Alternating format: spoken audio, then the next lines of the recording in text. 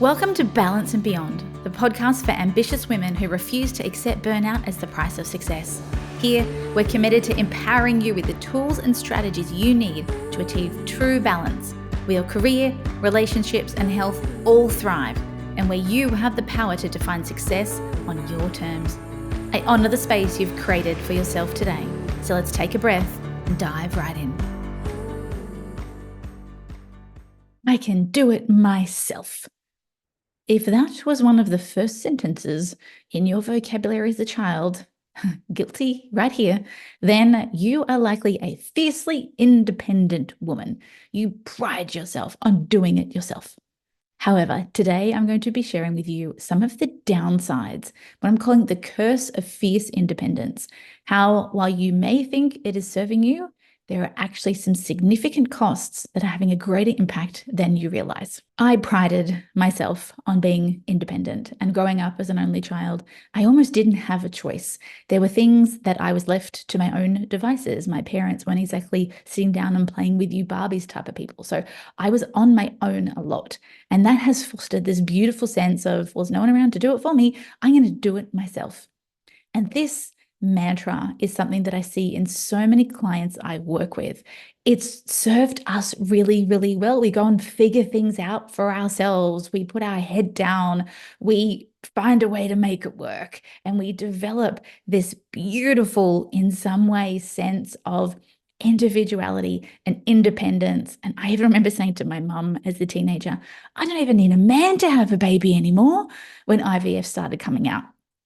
So we've got this entire generation of women who have been brought up to be independent, to not rely on anyone for anything, and to do it all ourselves. But in many cases, what I'm starting to see is that this fierce independence that we've held up as a mantle, as a badge of honor, is actually becoming toxic. And it's having a broad range of ramifications that, until I started zeroing in on, I didn't realize how much they're actually damaging us. Now, I'm not suggesting that you're going to swing the other way and turn into a codependent puddle on the floor who can't do anything herself.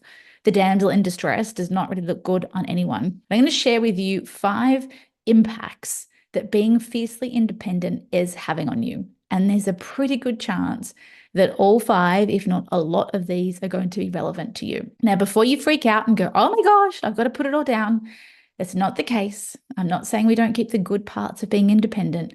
I'm saying that it's time for us to recognize and find a better balance between being fiercely independent and doing everything ourselves and what perhaps might be a more balanced way of living. So first and foremost, one of the biggest things when we are independent, fiercely independent, is, no surprise, we don't like asking for help. This also means that we often refuse help when it is offered. Now, this not asking for help comes in a variety of ways. It might be not wanting help at home because we have decided that in being fiercely independent, asking for help makes us weak. Asking for help means we've done something wrong because we're meant to do it all ourselves. And so when we don't ask for help, no surprise, it all falls on our shoulders. We then get resentful of everybody else because they won't help. Meanwhile, you've taught them not to help. You've brushed them off so many times that why on earth would they offer anymore? Because every time you either rebuff their offer of help, or if you take it, then you overcompensate in other areas. And so it's never this even exchange. Meanwhile, you're probably someone who offers help a lot. And then again, this is other people maybe are taking it, and you get resentful because you start counting, like, bang on, I help them, and then they won't help me. Oh, bang on, if they help me, I'm weak. And we get in this absolute crazy cycle and spin where this blow-on effect, so not asking for help in a work context, brings us to the curse part 2. And that is that it will put a ceiling on how far you can go at work, because there's only so much one person can do. If you want to have an impact, you're going to need to enroll other people in that. You're going to need help. You're going to need support. You're going to need collaboration. You're going to need buy-in. And so when we won't ask for help, that often translates in a work context to we won't delegate. We won't pass things on to others. And interestingly, I've had a few people lately say to me, Jo, I don't seem to have a problem delegating, but I have a problem asking for help. And this often just comes down to the definitions that we make. So delegating for many people is a conscious choice. Okay, this isn't my role. I'm going to put that over there. Whereas when you're somebody who is toxically independent and do it all yourself and won't ask for help, what can happen is that because you don't ask for help, you get resentful, it all banks up, you wait till the last minute, and then it becomes a firefight. And then you are literally becoming the damsel in distress who needs rescuing because, oh my God, I can't do it. And now I need help. And people are looking at you going, hang on a second, where's your prioritization here? This was due yesterday and this actually matters. What have you been doing? Well, you've been doing everything else yourself. So it's really important to understand what is your definition of delegation versus asking for help at work. They are versions of the same thing. One, many people just perceive is within their control and is empowering, and the other one is considered weak. But this is just semantics. What actually matters here is that you understand what is in your wheelhouse, what you're meant to be doing, versus what somebody else can be doing. Whether you call that delegating, whether you call that fostering independence in others, whether you call that asking for help, asking for support, semantics. What matters is that if you want to progress, you need to learn how to not do it all yourself. This is what get shit done people are. Their identity is based around how much they can do, and usually it's around how much they can do by themselves without the input of others, because they want to do the impossible. They want to do it faster than and better than anyone else. All that leads to is a bottomless pit of burnout that never, ever ends. Now, as you won't ask for help, you want to do it all yourself, you won't delegate, but then perhaps you become the damsel in distress. We also put up a lot of walls because asking for help is part of being vulnerable. And we have perceived that asking for help means there's something wrong with us because we should better do it all ourselves. Hello, shame, guilt, suffering, resentment. And we've now made it mean that asking for help is weak. But because we live in a world where we are required to interact with other humans, and we often become the damsel in distress, you can see how there's a very easy association with, oh, asking for help is weak because it is last minute. And I shouldn't be asking for this help, and I shouldn't be needing to do this. Yeah, because if you've not managed your time well and haven't understood what you are and aren't capable of and decided that the amount of work you can do actually should be the work of 3 people because that's how much you can get done, well, of course, that may come off as weak. We have to completely flip this on its head because when you think asking for help is weak, what you do is you armor up and it's really, really heavy. So you put up walls, you put up armor. It's like, no, I can do it. I can do it. I remember my mum trying to tie my shoelaces up. We were running late for somewhere. And I'm like, no, I can do it. And there was this like anger and determination in me, which again is good to a point. But imagine that's you, the 4-year-old version of you who's frustrated trying to tie up their shoelaces or, do a button up. And everyone's looking at you going, oh, come on, like it's fine. Like, no, I can do it myself. There's so much identity and self-worth made wound up in that. And then as you put up these walls, as you put on this armor, you've now decided that, okay, well, I can't ask for help. That's weak. What you don't realize is this armor, the walls that you put up are actually going elsewhere in your life. So this third curse, it makes you distant from everyone. People can't actually connect to you because you will not let them see you be weak. You will not let them see you be vulnerable. And this is where perfectionism weaves in so beautifully. All right, well, I'm going to do it myself. And to double down on the fact that I'm not weak, I'm going to do it perfectly. All of these, particularly for women, are very, very heavily interwoven. So as you put up these walls, you end up putting a lot of distance between you and everybody else in your world. No surprise that this curse number 4 is so many women who are in my world are lonely. They're in search of connection. I had a great quote recently where someone said, I have 1,000 friends online, but no one to feed my cat. Where is that connection that you are actually longing for? We can often put then all of that desire for connection on our partner. And that's a lot of burden for one person to hold. And we expect then that they have to be our everything. But of course, we won't ask them for help either usually. So the walls actually go up at home. And then we get resentful because they won't help, even though we've told them that that's not the case. So this curse of loneliness that is afflicting so many women who ironically are never alone. So everyone says to me, oh, well, I'm not lonely. I'm never alone. said, yeah, you can be incredibly lonely in a very crowded room. You can be chronically lonely in a room and a very, very busy life where you, in theory, have no space. But that loneliness is not really from other people because you're surrounded by other people. It's that loneliness of actually bringing the walls down and letting people see the real you. Because that's what that loneliness is like. Nobody sees me. Yeah, they see the armored up version of you who is fiercely independent, who can do it herself, who looks like she's crushing life, who's, the president of the PNC, who's baking cupcakes, who's the netball coach, who's the this, who's that, who's doing all the things.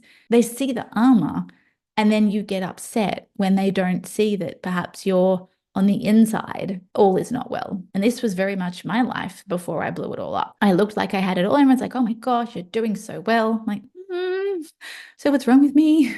Why do I feel so lonely? Why do I feel like no one understands me? Why do I feel like no one ever sees me? But my armor was so well entrenched that it was impossible for anybody to really see through it. It took a very special person to be able to pierce through that and sort of push it all aside and go, oh, oh, hello, you. You are in there and you are prepared to be vulnerable, but you've made that be weak. So you can see what a challenge this has for women. And my goodness, this is costing us so much. It's costing us impact because we won't ask for help. We keep everything so small. It's stopping our progression at work. We won't delegate. We won't empower others. Life is really, really heavy when you're carrying armor. When you've decided that to ask for help or to be vulnerable is weak and you have to do everything yourself. This deep sense of loneliness is chronic and it makes you question, what's it all for? I've got no one to share this with. No one sees me. Nobody appreciates me. This is why often so many women may be given compliments, but they can't actually receive them because it's almost like they're bouncing off the armor. And this fifth curse that I'm going to share with you was one when I heard that really cut to my core. And I was like, oh, this really, really hurts. If you are not prepared to ask for help and want to be truly self-sufficient, what this means is that you are building a life that is so small that only you can handle it. I'm going to say that again. If you will not ask for help and you are fiercely independent, bordering on toxically independent, you will create a life that has a cap on how big it can be, on how big your dreams can be, on what could be possible for you, because it can only ever be done by one person, because you will not accept help. And when I heard that, my whole insides just went, oh, I have not been someone who's been afraid to ask for help over the last few years, but even still, that made me stop and go, whoa, okay, where am I putting a lid on my potential? Where am I not stepping into true possibility? Because if you want a big life, bigger than just one person, it requires support from others. It's almost akin to saying, well, I'm going to build an island, but only I can operate all the machinery and everything on the island because I can do it myself. So you imagine your island can only be so big. There's only so much possibility that one person can handle it all. Meanwhile, that person's probably exhausted, burnt out, and resentful. But if you now ask for help, well, your island can get a lot bigger. You get to work in your zone of genius. You get to be in doing the things in your life, building the skill sets that you love, that are really you, and you're not spending all your time doing things, whether it's tasks or projects or skill sets or areas of your life that don't light you up. So this, ironically, is the path to fulfillment. We've been told a lie that if we hold on to everything ourselves, we'll control it all. It's fine. It's all then within our control. And so we don't have to worry about being disappointed, or we don't have to worry about making any mistakes because it's all within our control. Yeah, but is that joyful? Is that where fulfillment lies? And the answer is always no. We are tribal creatures. We are meant to be building bigger islands. We are meant to be operating in our zone of genius. The human species is actually built to live in tribes of between 150 and 200 people.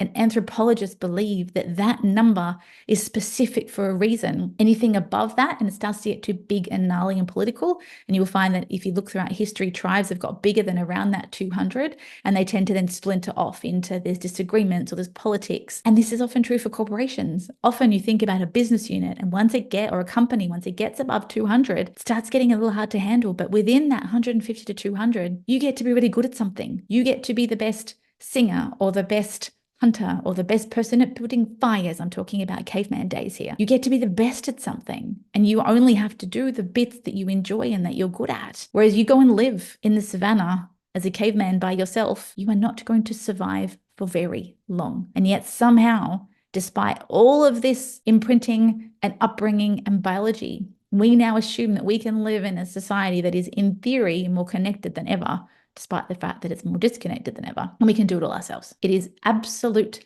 madness. So I'm hoping that you have got a really good understanding, and I encourage you to reflect on where in life are you stepping into some of these curses, and what is the opportunity for you to ask for more help. Now, there's a pretty good chance you're there going, oh my gosh, Jo, while I'm doing all of this, I'm putting a cap on my life. I'm actually quite lonely. I don't ask for help. And the way to remedy it is, first and foremost, you have to recognize that it has served you.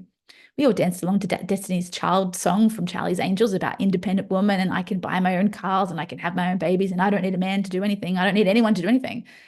Yes, it has served us. It's got us a lot of what we have in life. However, you also have to recognize and be honest about, what has this cost you?